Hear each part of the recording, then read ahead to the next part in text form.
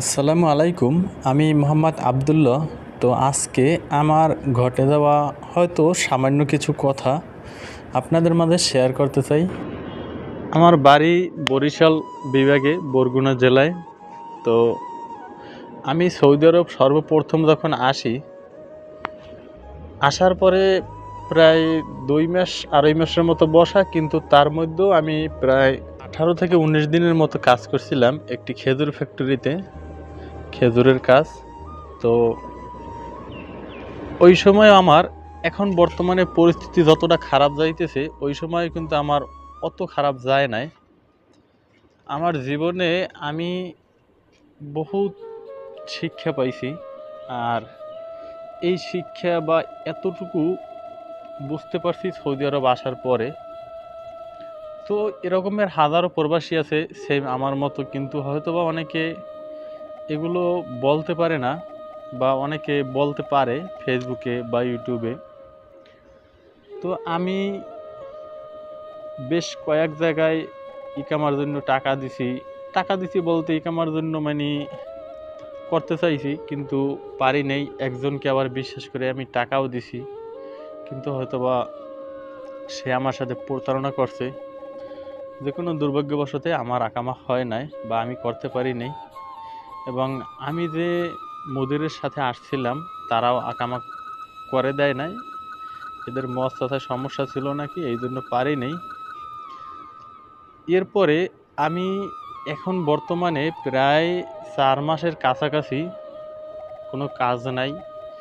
আমি এক জায়গায় আসছি যেখানে হয়তোবা ইন্টারভিউ দেওয়ার জন্য গত রবিবারের আগের রবিবার আসছি। তো এবারে মনে হয় আজকে হয়তোবা 12 থেকে 13 দিনের মতো প্রায় হয়েছে আমি এখানে আসছি। আর আসার পরে এক জায়গায় ইন্টারভিউ দিতে গেছি।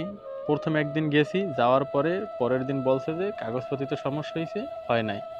যাই হোক, যে কোনো সমস্যার কারণে আমি চলে আসছি। এরপরে একদিন মধ্যে গেছে, এরপরে আবার একদিন আমি চলে গেছি ইন্টারভিউ দিতে, মানে তারাই নিছে এখানে যে মুদির। তো নেয়ার পরে আমি অনেক আশা করে গেছি যে ইন্টারভিউ দেব, হয়তোবা যদি স্টিল ফিক্সারে যদি কাজটা হয় তাহলে অনেক ভালো। তো এই জন্য আমি গেছি বড় আশা নিয়ে। তো যাওয়ার পরে আজকেও আমাকে ফিরিয়ে আনছে, মানে কাজ হয় নাই। শুধু আমি না, আমার সাথে প্রায় আরও 18 থেকে 20 জন লোক, এরা সবাই ফিরে আসছি। যাই হোক, জানি না কপাল খারাপ কেন। আর আল্লাহর কাছে আমি সবসময় একটা কথাই বলি যে এই রকমের এই পরিস্থিতিতে, আল্লাহ তুমি আমাকে ফালাইছো, এরকমের আর কাউরে ফালাইও না। আমি প্রতি নামাজের সময় বলি।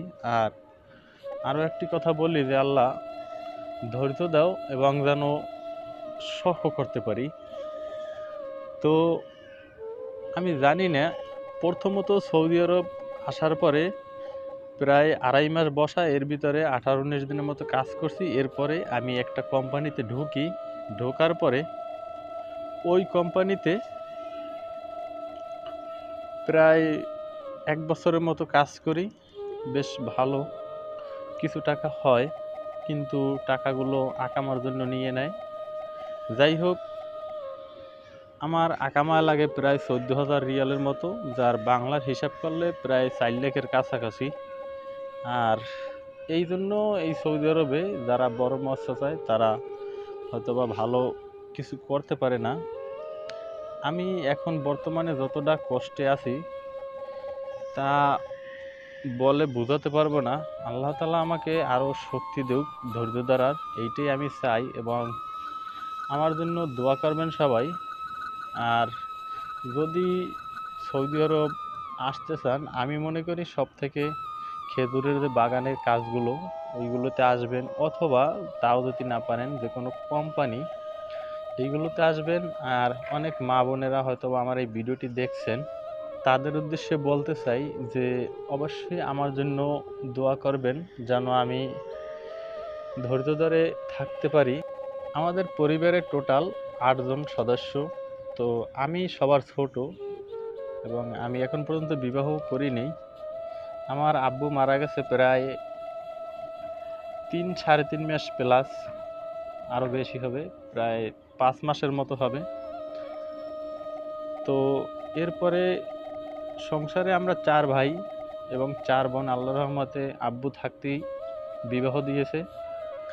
আর তারা মোটামুটি সবাই সুখী আছে। আর আমাদের 4 ভাইয়ের ভিতরে 3 ভাই বিবাহ করছে, আমি একাই অবিবাহিত।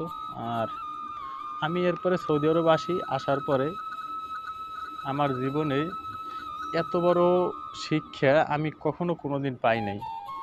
আসলে একটা জিনিস কি, আমি বিভিন্ন ভিডিওতে প্রায় প্রায় জায়গায় দেখি যে মানুষ কেন সুইসাইড করে, মানে কতটা কষ্ট হলে সুইসাইড করে।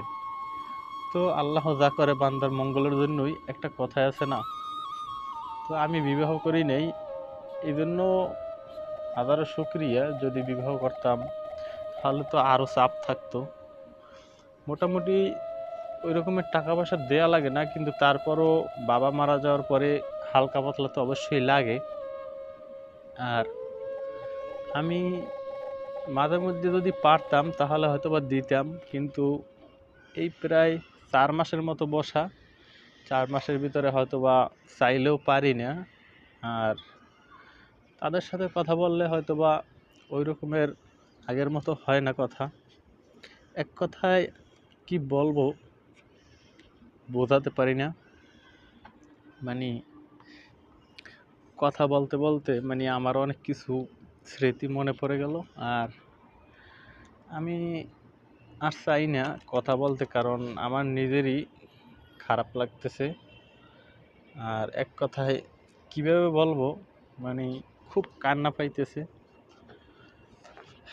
তো আমার জন্য একটাই রিকোয়েস্ট, অবশ্যই দোয়া করবেন এবং আমার মতো যেন হাজারো প্রবাসী ভাইরা ধৈর্য ধরে থাকতে পারে এবং যেন আপনাদের মুখে হাসি ফোটাতে পারে। ভালো থাকবেন, সুস্থ থাকবেন। আল্লাহ হাফেজ।